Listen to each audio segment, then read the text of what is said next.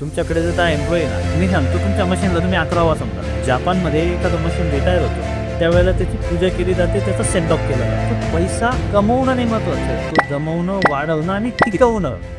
मी माझा रेसचा गोळा आहे, तो टांग्याला का लागतो. माणसाला मुळात 3 भीती असतात. एक, मी मेलो तो काय होईल, माझ्या घरात दवाखाना आला तर काय जाईल, आणि हे सगळं व्यवस्थित असेल तर भविष्यात काय. की त्यांनी आजचं लाईफ कुठेच कॉम्प्रोमाइज नाही करायला हवं. आणि ही जी लोक आहेत जिंदगी, हे नोकरी पण व्यवसायासारखीच करतायत. तर पहिला नियम आहे, पोटाला चिमटा देऊन गुंतवणूक करायची नाही.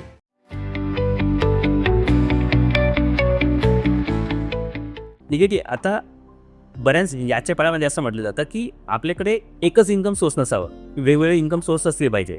आणि बरेच उद्योजक व्यावसायिक आहेत की ज्यांचा एकच व्यवसाय आहे. मग अशा वेळी आपण म्युच्युअल फंडला सुद्धा एक ॲडिशनल इन्कम सोर्स म्हणून कन्सिडर करू शकतो का?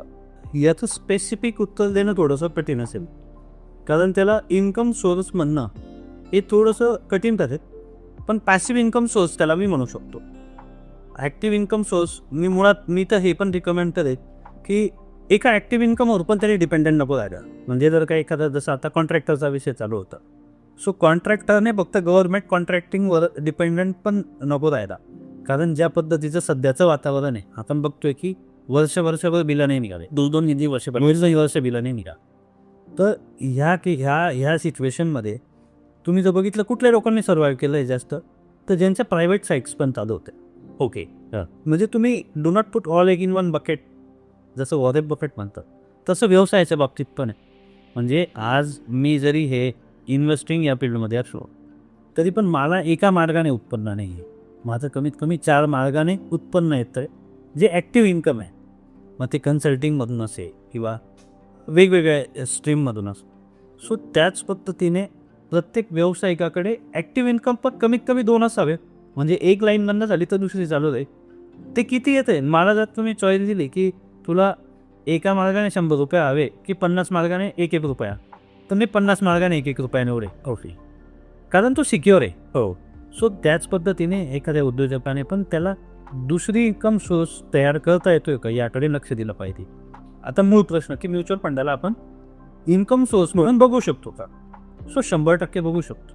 मुळात रिटायरमेंट प्लॅनिंग ज्या वेळेला आपण करतो त्यावेळेला तुमचा पैसा तुमच्यासाठी काम करतोय, तुम्हाला काम करायची गरज नाही. ही स्टेज ज्या दिवशी येते त्याला आपण फायनान्शियल प्रेशर म्हणतो. बरोबर. म्हणजे तो तुम्हाला उत्पन्न देतोय, पण आम्ही त्या दिवशी पण रिकमेंड करतो की ते बाबत तुम्हाला फक्त म्युच्युअल फंडात पैसे नको यायला. एमडी म्हणून बरं. हां, एफडी म्हणून आले पाहिजे. एखादा कमर्शियल गाळा घेतला त्याच्यातनं रेंट आलं पाहिजे, किंवा तुमच्याकडे अजून दुसऱ्या काही इन्व्हेस्टमेंट आहे त्याच्यातनं तुम्हाला मंथली इन्व्हेस्टमेंट आल्या पाहिजे, मंथली इन्कम आलं पाहिजे. म्हणजे जर तुमच्याकडे ₹1,00,000 येत आहेत ना, तर 40,000 म्युच्युअल फंडातनं असावे, 20,000 एफडीतनं असावे, रेंटमधून 20,000 असावे. असे वेगवेगळ्या मार्गाने पैसे यायला पाहिजे, ज्यामुळे कुठल्याही कारणास्तव तुमचं भविष्य इनसिक्युअर्ड होतं. बरोबर. आता बिझनेस एक्सपान्शन हा एक महत्त्वाचा मुद्दा आहे. प्रत्येक उद्योजक व्यावसायिकाचं स्वप्न असतं की त्याचा व्यवसाय त्याने वाढवला पाहिजे. मग बिझनेस एक्सपान्शनच्या दृष्टिकोनातून इन्व्हेस्टमेंटचं प्लॅनिंग कशा पद्धतीने करावं याच्या बाबतीत थोडं काही आम्हाला डिटेल्स स्वरूपाने सांगता येईल का? मुळात व्यवसाय कुठला आहे हे चेक करणं खूप गरजेचं. म्हणजे एक गोळी सगळ्यांना लागू नाही हो, एक औषध सगळ्यांवर काम नाही करत, त्या पद्धतीने हा प्रश्न आहे.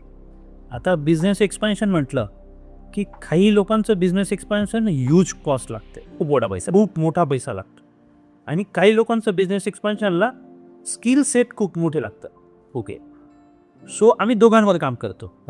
म्हणजे जर का मला पोर्टफोलिओमध्ये असं जाणवलं तर आम्ही इन्व्हेस्टमेंटच्या 1% किंवा त्यांच्या पोर्टफोलिओच्या 1% त्यांना रिक्वेस्ट करतो की तुम्ही स्किल अपग्रेडेशनवर काम करा. त्यावर सुद्धा काम केलं. प्रॉब्लेम काय होतो ना की सगळेजण इन्कम किंवा इन्व्हेस्टिंगवर फोकस करताय की माझ्याकडे 100 रुपये येत आहेत, त्याच्यातनं मी 30 रुपये इन्व्हेस्ट करेल, मी 30 वर्ष थांबेल.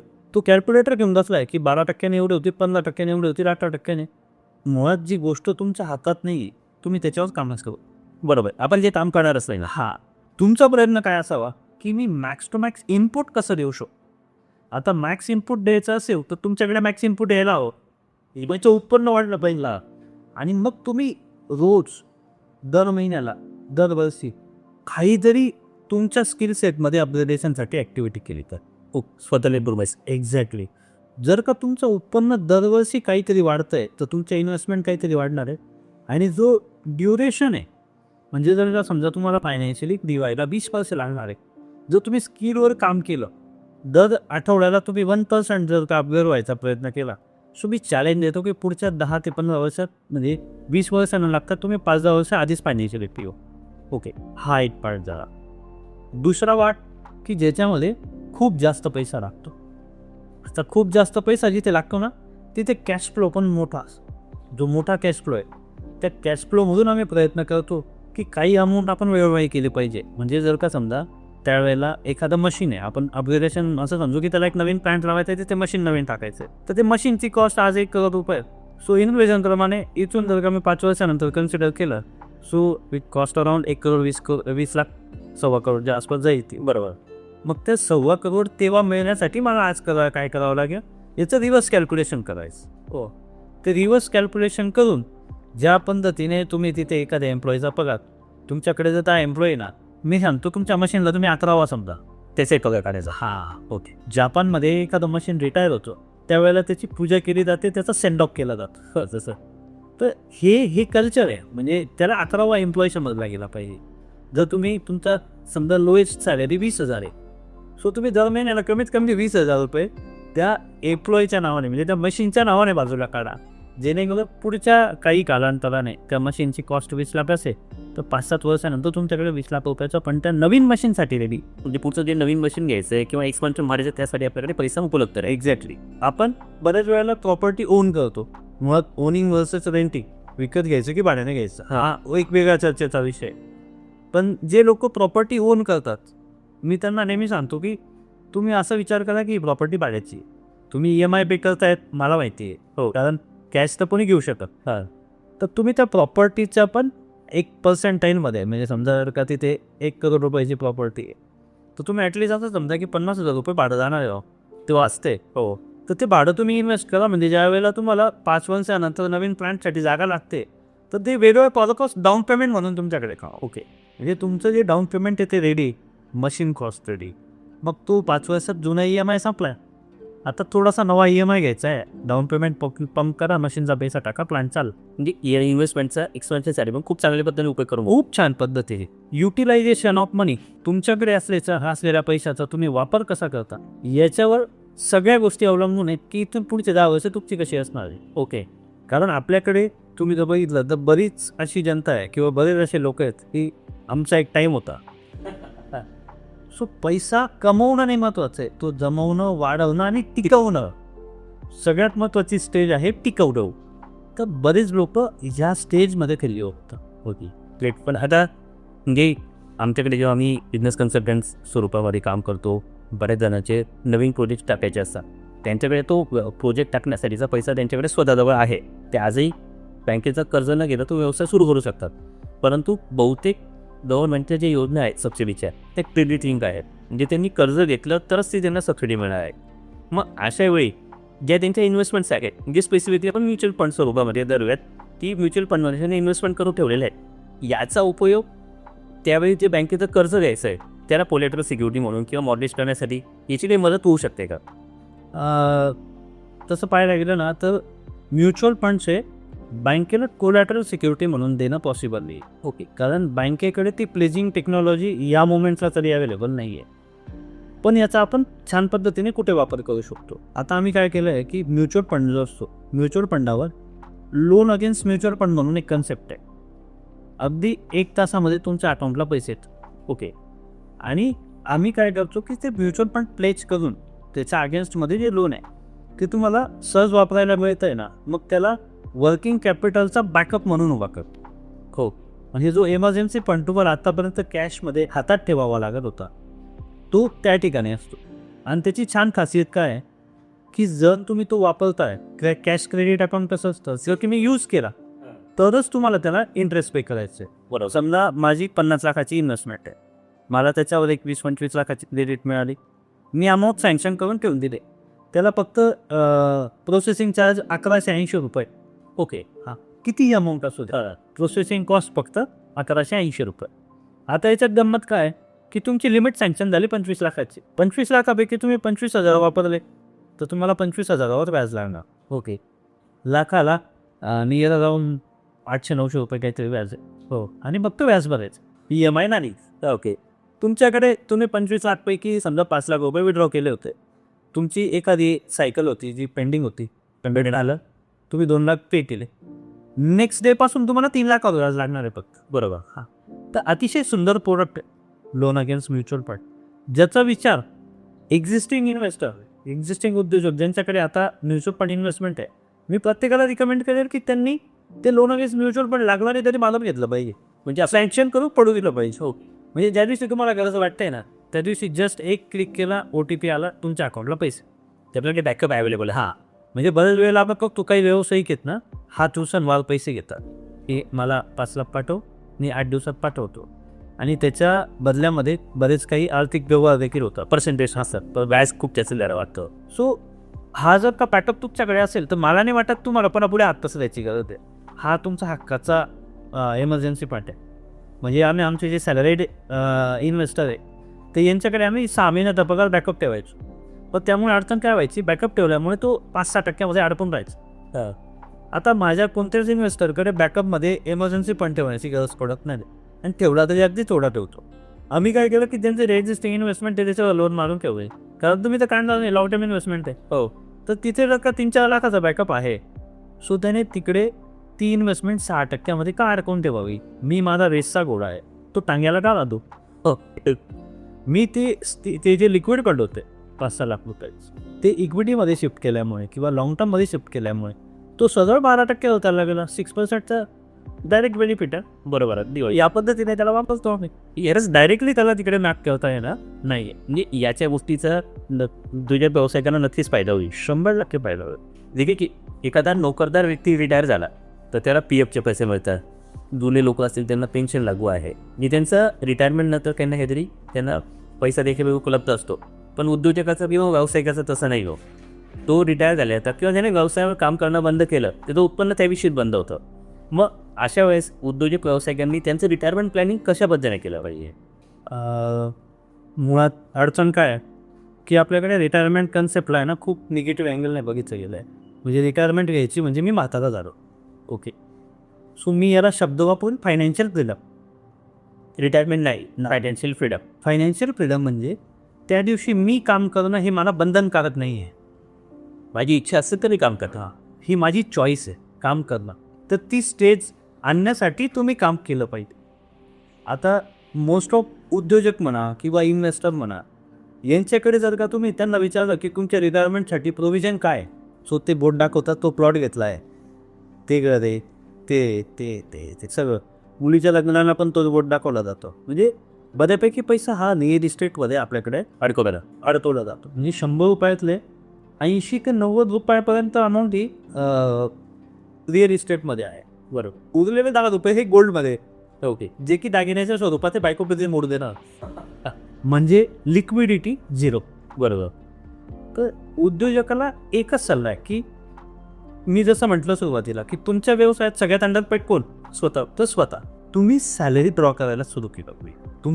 तुमचं इन्कम जरी फिक्स नाही आहे, एक्सपेन्स फिक्स आहे. बरोबर.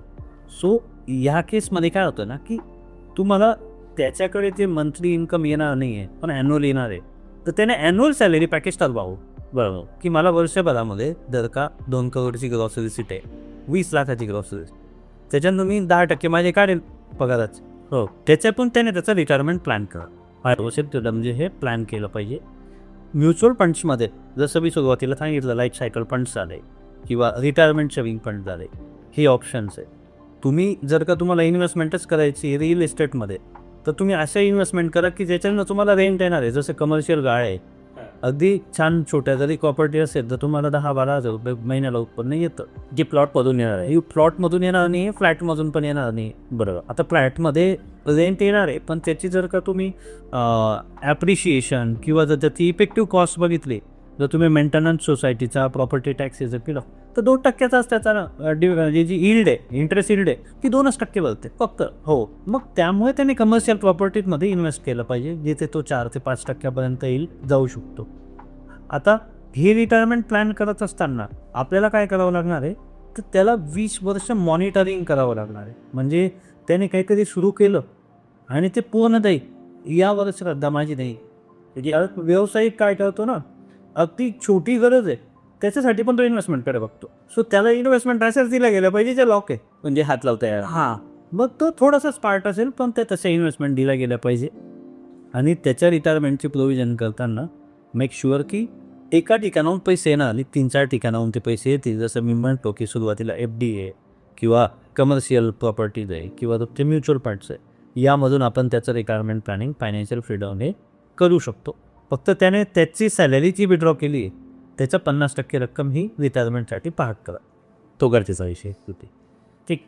देखील असं काही उदाहरण देता येईल का की ज्याच्यामुळे इन्व्हेस्टमेंट केल्यामुळे एखादा उद्योग चांगल्या पद्धतीने वाढला किंवा एखादी अडचणीत आला असेल आणि त्या अडचणीतून तो म्हणजे अडचण त्याची सॉल्व्ह झाली किंवा त्या प्रॉब्लेममधून तो सुटला, असं एक विषय एखादं उदाहरण देता येईल का? हो, असे भरपूर उदाहरणं आहे. पण अगदी आमचे एक मित्र आहेत जे आमच्याकडे गेल्या 4 वर्षापूर्वी आले होते आणि आम्ही ओळखतो एकमेकांना बऱ्याच वर्षापासून.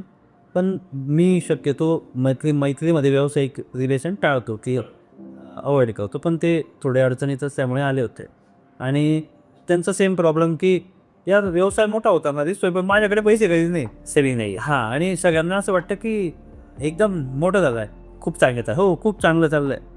मग त्यांचा जो व्यवसाय आहे हा याचा व्यवसाय केटरिंग आणि मंडप डेकोरेशन. सो त्यांचं जेव्हा मी प्लॅन करायला बसतो आणि जेव्हा आम्ही त्याचे खास कळगे बघितले तर लक्षात आलं की त्याचा कॅश फ्लोज मेंटेन नाही. म्हणजे असा पैसा येतोय मग याला गेले झाला. उरलेले पैसे मग एक काम कर तिरुपती फिरून ये, इकडे जाऊन तिकडे जाऊन मग पैसे किंवा याचं लग्न आहे मग तिकडे खर्च झाले.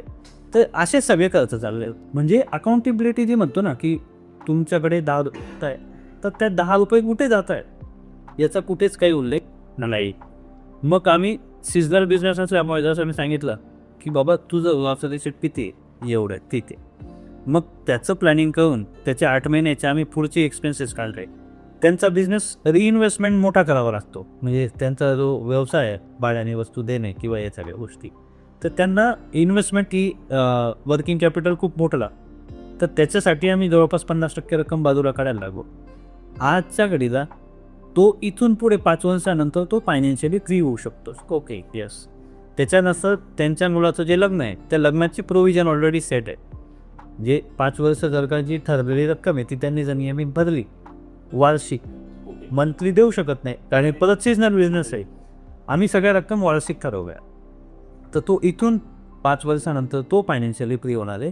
10 वर्षानंतर दोघं मुलांच्या लग्नाच्या आणि शिक्षणाच्या जबाबदाऱ्या संपून जाणार आहेत. म्हणजे तो 4 वर्षापूर्वी ज्या ठिकाणी होता तिथून आज इन्व्हेस्टमेंटमध्ये किंवा त्याचं कॉर्पस हे जवळपास 4 पट झालं आहे. आता यामध्ये गंमत अशी आहे की त्याला परतावा पण चांगला मिळाला आहे. पण तो जेव्हा मला क्रेडिट देतो तर क्रेडिट देताना त्याचा मूळ उद्देश असतो ना तो म्हणतो की निखिल पैसे किती वाढले किती कमी झाले याच्यात मला इंटरेस्ट नाही. माझा विश्वासच याच्यावर बसत नाही की मी एवढे पैसे बाजूला टाकू शकतो. सो आज जर तुम्ही बघितला ना तर व्यवसाय त्याचा मूळ प्रॉब्लेम आहे की त्याचे पैसे वाढत नाही, त्याचे पैसे बाजूलाच पडत नाही. हा मूळ प्रॉब्लेम बरोबर. आणि आम्ही त्याच्यावर सोल्युशन देऊन या व्यावसायिकाला त्यातून बाहेर काढलेला. Yes sir. एका उलट अगदी उदाहरण देता येईल का की इथे प्रॉपर इन्व्हेस्टमेंट न केल्यामुळे व्यवसाय अडचणीत आला किंवा बंद झाला? अशी पण खूप उदाहरणं आहेत. बऱ्याच वेळेला काय होतं ना की एखादा मित्र रेफर करतो की जा चांगलं काम करतो ऐकू नये बाबा. तर ऐकल्यानंतर त्यांना बऱ्याच लोकांना भीती वाटते की माझ्याकडून माझ्या हातात पैसे राहणार नाही. मी सगळ्यांना ना कॅशरीच राहायला आवडतं, खात्यात पैसे असावे. मी त्यांना म्हणतो की लिक्विड पाठ म्हणजे तुझंच खातं आहे बाबा, हे तू मागितलं की मिळणार आहे. तर तो लागले मग. तर ह्या माइंडसेटमध्ये लोक असतात की पैसा जो आहे ना हा माझ्या हातात असावा. असेच एक इन्व्हेस्टर माझ्याकडे आले होते, संजय नाव आहे त्यांचं. मुळात ते आमचे इन्व्हेस्टर नाही. आता नेक्स्ट मंथपासून त्याचं आम्ही सगळं काम परत घेतो कारण 4 वर्षात बरंच अडचणी झाल्या. तर ते ज्यावेळेला आले तर त्यांचा व्यवसाय अगदी पीकला म्हणतो ना आपण त्या तसा व्यवसाय होता. आणि ते त्याच आविर्भावात सगळं माझ्याशी डिस्कशन करत होते. FMCG प्रोडक्ट असतात त्याचे डिस्ट्रीब्युटर आहेत ते. आणि महिन्याला त्यांचा टर्नओव्हर 30-35 लाखाचा आहे. ओके. हां. आता 30-35 लाखाचा टर्नओव्हर आणि पूर्ण जिल्ह्यावर त्यांचं नेटवर्क अगदी सगळं छान. फक्त अडचण कुठे मार्जिन आहे 3 ते 4%. FMCG बॉपर हा डिस्ट्रीब्युटर. हो. तर डिस्ट्रीब्युटर असल्यामुळे 3 ते 4% मार्जिन आहे. आता याच्यात अडचण काय झाली की ज्या वेळेला सगळं छान चाललं होतं तर तो मी जसं म्हटलं की व्यवसायाच्या पैशाला आपला समजला माझाच पैसा आहे. हां, आणि त्यांचा व्यवसाय आहे ना उधारी असते. म्हणजे सायकल असतात की जुना माल टाकायचा, नवा माल टाकायचा, जुने पैसे घेऊन जायचं. बरोबर. तर त्या सायकलमध्ये ना महिना चालला जातो. म्हणजे तो माल विकला गेला की कुठचा पैसा येतो, कुठचा पैसा येतो. सो त्यांच्या मुलाचं लग्न आलं. मग मुलाचं लग्न आलं त्यावेळेला ते माझ्याकडे आले की असं असं आहे. ठीक आहे, छान आहे.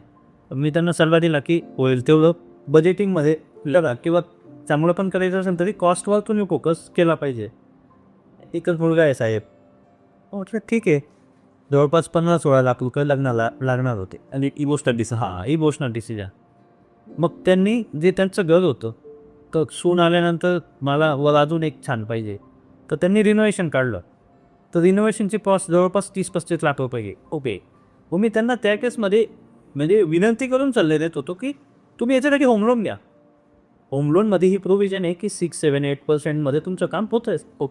आणि ही अमाऊंट मोठी आहे. आता ह्या सगळ्या गोष्टी त्यांनी केल्या कॅशमध्ये. आता हे सगळे व्यवहार करत असताना हा पैसा कुठून येणार होता? की कल्ल्यामधूनच काढला असेल, लसीमधूनच काढला असेल. पहिल्यांदा काढला तेव्हा थोडा परिणाम झाला रिनोव्हेशनच्या वेळेला. याचा खरा परिणाम दिसला लग्नाच्या 3 महिन्यानंतर. ओके. ज्या वेळेला ती सायकल डिस्टर्ब व्हायला लागली. जर ॲन्युअल सायकल बघितली तर जवळपास 3 करोड रुपयाची, 4 करोड रुपयाची सायकल. आजच्या कंडिशनला त्यांचा व्यवसाय त्या पीकपासून अगदी 40% आलेला आहे. वर्किंग कॅपिटल कमी झाल्याने व्यवसाय कमी झाला. वर पेमेंट वेळेवर गेल्याने वरच्यांनी माल देणं थांबवलं.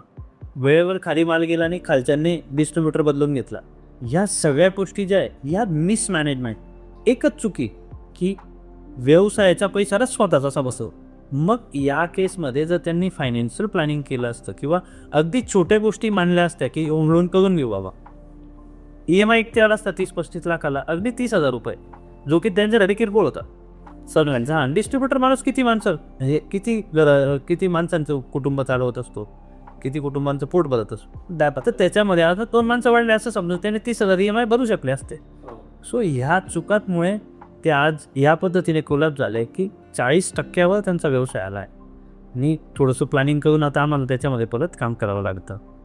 की असं की बऱ्याच वेळी कन्सेप्ट पाहिजे आहे की फायनान्शियल फिटनेस. हे फायनान्शियल फिटनेस म्हणजे नेमकं काय, आणि फायनान्शियल फिटनेस यामध्ये इन्शुरन्स पण असतो का? जे आपण बऱ्याच वेळेपासून फक्त इन्व्हेस्टमेंट या विषयावर बोलतो आहोत, तर इन्शुरन्स पण तितकाच उद्योजक व्यावसायिकांना महत्त्वाचं आहे का, जे फायनान्शियली फिट राहण्यासाठी?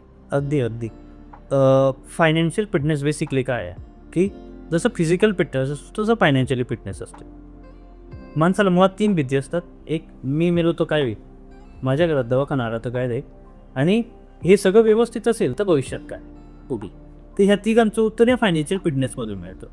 मुळात एक इमॅजिनरी पिरामिड आहे की ज्याचा बेस हा हेल्थ इन्शुरन्स आहे, त्याचा कोर हा टर्म इन्शुरन्स आहे. टर्म इन्शुरन्स म्हणजे माणूसच नसला तर त्याच्या कुटुंबाला मिळणारी रक्कम. तर आणि पीक जो आहे तो इन्व्हेस्टमेंट आहे. तर हेल्थ इन्शुरन्स बेस काय आहे की जर त्या कुटुंबामध्ये कधी हेल्थ इमर्जन्सी आली तर सगळे इन्व्हेस्टमेंट काढून टाकावे लागणार आहेत, सगळ्या पॉलिसी सरेंडर होणार आहे. कोर टर्म काय आहे की हा सगळा खेळ आहे ना त्या उद्योजकाच्या अवतीभोवती चाललेला आहे. तो आहे ते सगळं. हां, आणि पीक इन्व्हेस्टमेंट काय आहे की हे सगळं व्यवस्थित असेल तर ते मग कामात येणार आहे. तर बरीच लोक चूक काय करतात फायनान्शियल फिटनेसमध्ये किंवा ही फायनान्शियल डिसिजन घेताना की वरून खाली येतात. आणि इन्व्हेस्टमेंट करतात, मग लाईफ इन्शुरन्स घेतात आणि मग काही आजूबाजूला झालं की मग हेल्थ इन्शुरन्स घेतात. मुळात हेल्थ इन्शुरन्स हा फायनान्शियल फिटनेसचा पाया आहे. तो सगळ्यात आधी झाला. हो, तो सगळ्यात आधीच आला पाहिजे आणि ॲडिक्वेट हेल्थ इन्शुरन्स झाला पाहिजे. म्हणजे अगदी तो पुरेशा प्रमाणात असला पाहिजे. म्हणजे फायनान्शियल फिटनेससाठी आधी काही इन्शुरन्स, नंतर टर्म इन्शुरन्स आणि त्यानंतर मग इन्व्हेस्टमेंट. Diversified investment. येस, या पद्धतीने विचार केला. नक्कीच. सर की आता आपण बऱ्याच वेळेस एकदम ऐकतो की आता जेन्सी हे नोकरी करायला तितकेसे तयार नाही आहे, त्याचा उद्योजकतेकडे जास्त कल असतो. तर जेन्झी त्यांचा उद्योग व्यवसाय सुरू करतात. म्हणजे आपण 1997 जो बेस इयर धरलं तर साधारणतः 25-30 वयामध्ये जेन्झी आले की नोकरी न करता स्वतःचा उद्योग किंवा व्यवसाय करतायत. मग अशा वेळी त्यांनी त्यांच्या व्यवसायातून येणारं जे काही उत्पन्न आहे ते उत्पन्न त्यांनी स्वतःच्या लाईफस्टाईलवर खर्च केलं पाहिजे, जे की त्याला आता सध्या प्रेफर करतायत की त्यांनी गुंतवणूक केली पाहिजे. या बाबतीत स्पेसिफिक काय सांगतो? मुळात जर बघायचं तर आम्ही खास करून जेन्झीसोबतच काम करतो. पुण्यामध्ये जे IT इंजिनियर्स आहेत हे जवळपास 150 ते 200 इन्व्हेस्टर आमच्याकडे ॲक्टिव्हली आज आहेत. आणि त्यामुळे आम्ही छान ट्यून करू शकतो. मी खर्च करावा का इन्व्हेस्ट करावं, तर आमचा पहिला उद्देश असतो की त्यांनी आजचं लाईफ कुठेच कॉम्प्रोमाइज नाही करायला हवं. एन्जॉय केला पाहिजे. एन्जॉय केलाच पाहिजे. म्हणजे अगदी आपल्याकडे ट्रॅव्हल फंडबद्दल आम्ही एवढे पॉझिटिव्ह आहे की त्याने ट्रॅव्हल फंड जर खर्च केला नाही, सो नेक्स्ट इयरला आम्ही त्याला ट्रॅव्हल फंड देत नाही. ओके. हां, त्याला जर तो त्या वर्षी फिरायला नाही गेला तर तो वेस्ट ऑफ मनी आहे, म्हणजे तो वर्ष वाया गेला आमच्या नजरेमध्ये. सो आम्ही काय करतोय की त्याला खर्च विचारतो, अगदी मनसोक्त खर्च सांगतो आणि त्यानंतर जे शिल्लक आहेत त्याच्यात आम्ही छान फायनान्शियल प्लॅनिंग करून देतो त्याला. ओके. आणि ही जी लोक आहेत जिंजी, हे नोकरी पण व्यवसायासारखीच करताय. बरोबर. हां, म्हणजे ते अगदी फ्रीलान्सर आहेत किंवा त्यांचे एकदम ब्रॉड माइंड आहेत. यांना 40 नंतर कोणालाच काम करायचं नाही. तर माझ्याकडे हायेस्ट जर का कोणी रिक्वायरमेंटचं किंवा फायनान्शियल फ्रीडमचा विचार करायचा का 45 आहे. Okay, highest. म्हणजे आता बरेच माझे मित्र आहेत किंवा क्लायंट्स आहेत की जे 35मध्ये 40मध्ये फायनान्शियली फ्री होणार. सो यांच्याकडे आपल्याला असं वाटतं की हे खर्च खूप करतात, पण हे माइंडफुल खर्च करतात. म्हणजे थोडं स्किल पूर्ण विचारपूर्ण खर्च करतात. ओके, यांच्या आता जे आमचे इन्व्हेस्टर आहे ना, यांचे सगळे खर्च फिक्स आहेत. ॲन्युअल सबस्क्रिप्शन फिक्स आहे. यांच्याकडे उत्पन्न आलं की salary day is SIP day. पगार झाला की SIP त्या दिवशी डेबिट होते. उरलेल्या पैशामध्ये ते इन्व्हेस्ट करतात. आणि आमचा पहिला नियम आहे, पोटाला चिमटा देऊन गुंतवणूक करायची नाही.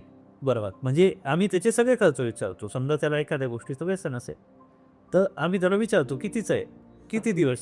समजा 250 आहे तर ते वर्ष महिन्याचे 7,500 आम्ही 7,750 रुपये घेतो. पोटाला चिमटा द्यायचा आणि त्यानंतर जे होते त्याच्यामध्ये आमचा एक्सपर्टीज आहे, आम्ही ते मॅनेज करतो. बरं. फक्त ठरलेल्या रकमेच्या पुढे जायचं नाही. अगदी ती गुंतवणूक झालीच पाहिजे. Yes, exactly. म्हणजे जनरली त्याची लाईफस्टाईल कॉम्प्रोमाइज न करता गुंतवणूक पण केली पाहिजे. यासाठी आपल्याला त्यांना सपोर्ट करता येऊ शकतो. आणि हे सहज पॉसिबल आहे. आता तुम्ही जसं की सांगितलं की परत 24 ते 40-45पर्यंत फायनान्शियली फ्री झालं पाहिजे. तर फायनान्शियल फ्रीडम ही संकल्पना काय आहे आणि यामध्ये पॅसिव्ह इन्कम या गोष्टीचं कशा पद्धतीने मदत देत आहे, किंवा पॅसिव्ह इन्कम हा शब्द आपण बऱ्याच वेळा ऐकतो आणि फायनान्शियल फ्रीडम ही हा शब्द बऱ्याच वेळा ऐकतो. तर हे दोन्ही गोष्टी काय आहे आम्हाला थोडंसं स्पष्टीकरण द्या. मुळात प्रत्येक दिनदीचीच टर्म आहे याचे. ॲक्टिव्ह इन्कम आणि पॅसिव्ह इन्कम असे दोन भाग आहेत. ॲक्टिव्ह इन्कम म्हणजे काय की तुम्ही ज्यासाठी ॲक्टिव्ह आहे. पॅसिव्ह काम करताय. पॅसिव्ह इन्कम म्हणजे ज्याच्यासाठी तुम्ही काम करत नाही, ॲक्टिव्हली काम करत नाही. ॲक्टिव्ह इन्कममध्ये तुमची सॅलरी येईल, व्यवसायाचं उत्पन्न येईल. जर समजा तुम्ही ट्रेडिंग करून उत्पन्न कमवताय ते पण ॲक्टिव्ह इन्कम आहे. Share market. हां, तर ह्या सगळ्या पद्धतीचे income active income. Passive income म्हणजे काय की तुम्ही एखादी इंटलेक्च्युअल प्रॉपर्टी त्याचे तुम्हाला पैसे येत आहेत, तुम्ही पुस्तक लिहिले आता, हो, तर त्याची तुम्हाला रॉयल्टी येते, ते झालं पॅसिव्ह इन्कम. तर पॅसिव्ह इन्कमचे प्रकार काय आहेत? रेंट, डिव्हिडंट, SWP म्हणजे सिस्टमॅटिक विड्रॉल प्लॅनने येणारा पैसा, किंवा बऱ्याच वेळेला आपल्याला इंटलेक्च्युअल प्रॉपर्टी म्हणजे जसं तुम्ही पुस्तक लिहिलं आहे त्याच्यातनं तुम्हाला जे मंथली किंवा जे सेल्सवर जी लॉयल्टी मिळते ती, ह्या सगळ्या गोष्टी त्याच्यामध्ये पॅसिव्ह इन्कममध्ये कन्सिडर होते. जे काम न करता मिळतं ते ओके. एक्झॅक्टली. पॅसिव्ह इन्कमसाठी तुम्हाला काम करायची गरज नाही आणि ॲक्टिव्ह इन्कम जे आहे ते तुम्ही काम करून कमवता. तर ज्या दिवशी तुमच्या ॲक्टिव्ह इन्कमपेक्षा पॅसिव्ह इन्कम हे जास्त होऊन जातं त्या दिवशी तुम्ही फायनान्शियली फ्री आहे. बरोबर. म्हणजे तिथून पुढे तुम्हाला कुटुंबाच्या सर्वायवलसाठी किंवा मुलाच्या लग्नासाठी, शिक्षणासाठी ह्या सर्व गोष्टींची चिंता नाही आहे तुम्हाला की हे कसं होईल. तुम्ही तिथून पुढे फायनान्शियली फ्री आहे. म्हणजे तिथून पुढे जो जॉब करणार आहे, तुम्ही काम करणार आहे, हे बाय चॉईस करणार आहे, हे तुमची मजबुरी नसेल. बरोबर. बऱ्याच वेळेला लायबिलिटी एवढी असते की त्याला कपाळाला आड्या मारूनच कामाला जावं लागतं. इच्छा असू दे नसू दे जायचंच आहे. सो ही स्टेज त्या माणसाकडे नसते. आता मूळ प्रश्न की हे कसं अचीव केलं जाईल, तर याचे 3 स्टेजेस आहेत. पहिली स्टेज आहे की मेन ॲट वर्क, की तुम्ही कामाला जाताय, तुमच्या घरात पैसे येत आहे. बरोबर. सेकंड स्टेज काय आहे की men and money at work. आता माझा एक इन्व्हेस्टर आहे ज्याचा पोर्टफोलिओ खूप सुंदर आहे. लास्ट इयरला त्याचं इन्कम होतं 24 लाख होतं. ओके. आणि त्याचा पोर्टफोलिओ जो होता इन्व्हेस्टमेंटचा तो वाढणार आहे 16 लाख. ओके. सो त्याच्यासारखा एक माणूस त्याच्यासाठी काम करतोय. बरोबर.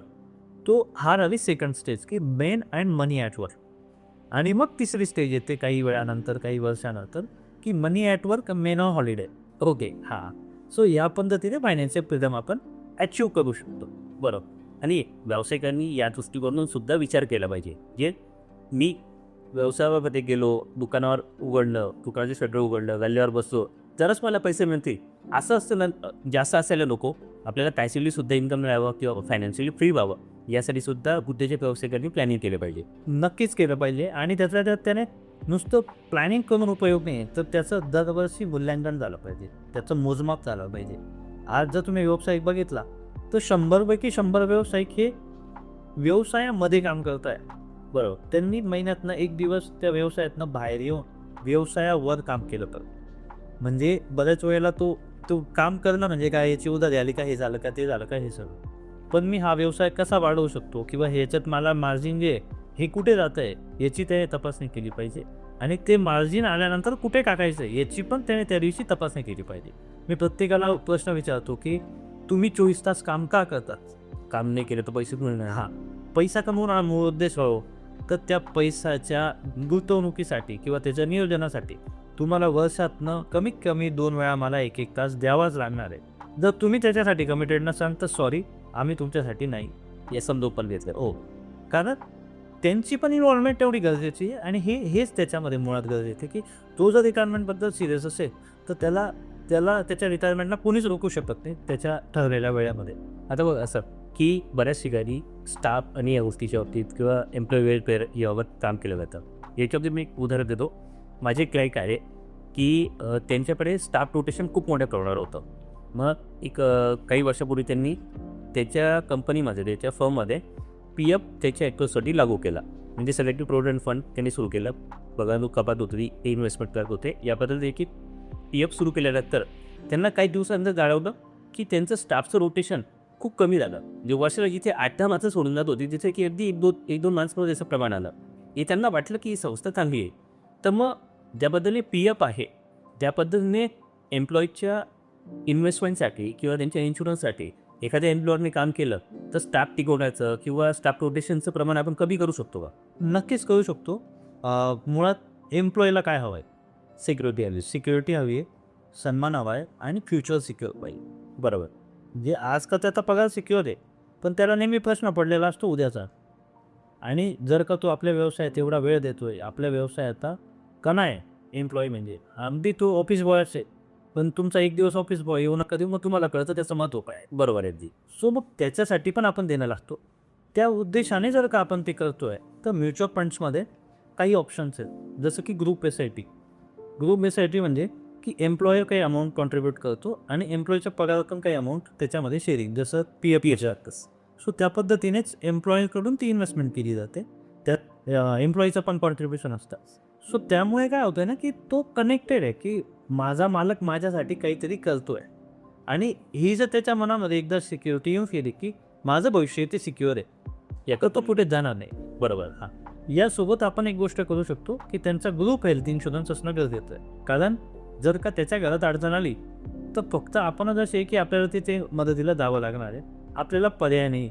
कारण तो जर का दिवसातनं 10 तास आपल्याला देतोय, दुसरं काही उद्योगच नाही, तर त्याच्या अडचणीमध्ये जाणं आपलं काम आहे. तर ते जर का तुम्हाला मोठी अमाऊंट पे करायची नसेल तर तुम्हाला वार्षिक एकदा थोडीशी अमाऊंट पे करावी लागेल. ज्या सर्व एम्प्लॉईचा तुम्ही ग्रुप इन्शुरन्स मेडिक्लेम करू शकता. म्हणजे एम्प्लॉईचं मेडिक्लेम करून त्याचं हेल्थ पण त्यांनी सिक्युअर केली पाहिजे आणि त्यांच्या इन्व्हेस्टमेंटसाठी सुद्धा उद्योजकांनी प्रयत्न केले पाहिजे. दोन्ही गोष्टी केल्यानंतर जे स्टाफ पण आनंदी असेल आणि नक्कीच उद्योजकाला व्यवसायाला त्यामध्ये मदत होऊ. व्यावसायिकांसाठी आणि कर्मचाऱ्यांसाठी गुंतवणुकीचे किंवा त्याच्या पेन्शन प्लॅनिंगसाठीचे काही स्पेसिफिक असे प्लॅन्स आहेत का इथे आपल्याला इथे सांगता येतील असे? हो आहेत, बरेच ऑप्शन्स आहेत.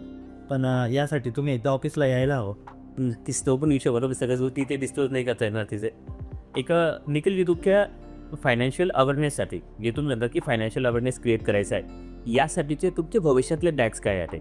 मुळात विजन मोठं आहे, गोल्स मोठे आहेत आणि ॲस्पिरेशन्स पण आमच्या मोठ्या आहेत. यासाठी आम्ही आता जे मी तुम्हाला सुरुवातीला सांगितलं की 20 लाख लोकांना आर्थिक साक्षर व्हायचं आहे. तर 1 to 1 मध्ये तर ते शक्य नाही आहे, जे प्रत्येकाशी भेटून पॉसिबल नाही. सो नुकतंच आम्ही इंस्टाग्राम चॅनलमध्ये आमचे व्हिडिओज येत आहे, ज्याच्यामध्ये आम्ही रोज अवेअरनेस करण्याचा प्रयत्न करतो. इन्व्हेस्टरच्या छोट्या छोट्या शंकांचं निरसन आम्ही त्याच्यातून करतो आहे की ज्याच्याने क्लॅरिटी येईल. दुसरा एक सेगमेंट आहे ज्यामध्ये आम्ही फायनान्शियल प्लॅनिंग हे ऑनलाईन सेशन्स घेतो की अगदी आमच्याकडे आता फॉरेनमधून पण लोक कनेक्ट होतात, बँगलोर, पुणे, चेन्नई, तिथून पण लोक कनेक्ट होत आहे आणि त्यांना आम्ही कवर करण्याचा प्रयत्न करतो की त्या लोकांना त्यांच्या घरी बसून फायनान्शियल प्लॅनिंग करता आलं पाहिजे फॅमिलीसोबत बसून. बरोबर. कारण कनेक्ट होताना दोघं सोबत कनेक्ट होतात. तर तो एक पार्ट आहे.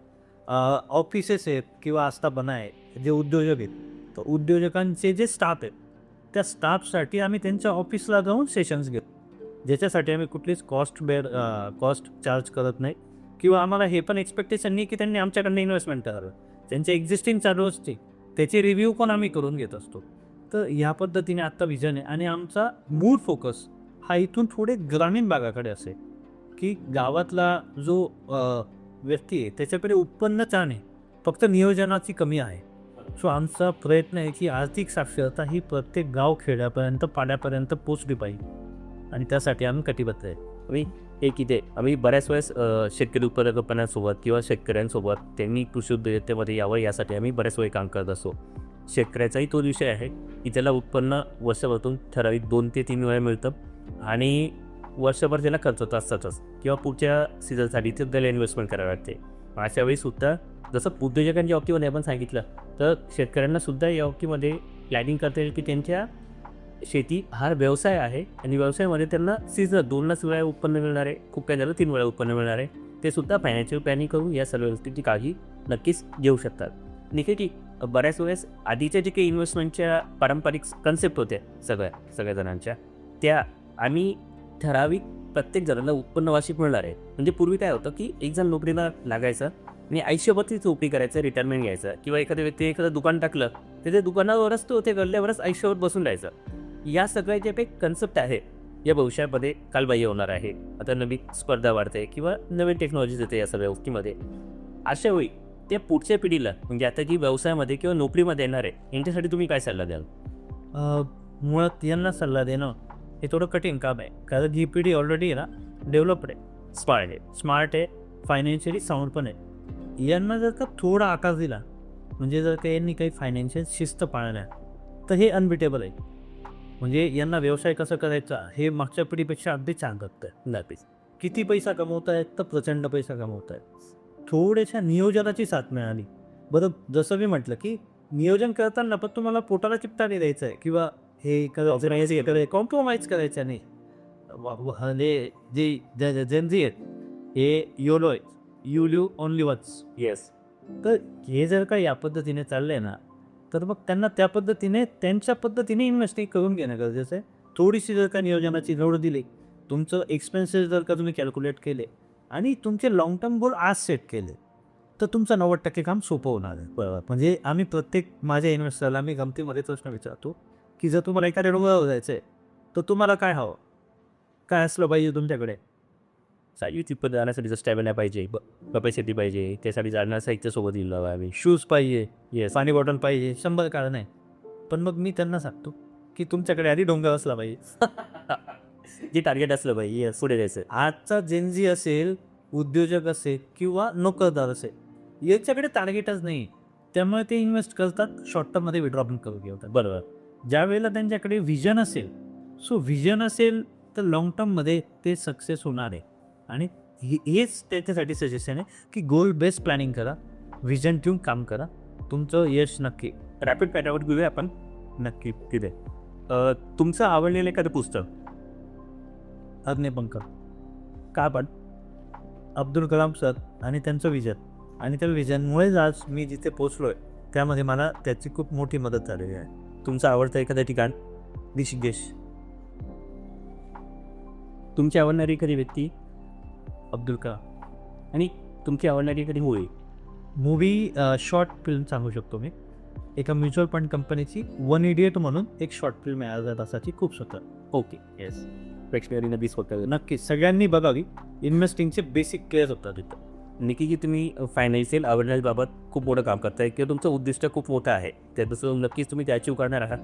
तर आपली वेल्थ वन की फर्म आणि आकाशा सोल्युशन्स या दोघांच्या संयुक्त विद्यमाने आपण काही काम करू शकतो का? नक्कीच आम्हाला आवडेल आणि त्याची सुरुवातच ऑलरेडी आज तुम्ही केली आहे या व्हॉट्सॲपच्या माध्यमातून. मी आपल्या माध्यमातून भविष्यात आपण असं करू शकतो की जे आपल्याकडे काही कंपनीज आहेत किंवा आपले जे उद्योजक आहेत यांच्याकडे असणारे जे कामगार आहेत या कामगारांसाठी आपण काही सेशन्स घेऊ शकतो. जसं मी आधी म्हणतो की आपल्याला त्यांच्यासाठी अवेअरनेस प्रोग्राम घेण्यासाठी आम्ही इच्छुक राहू.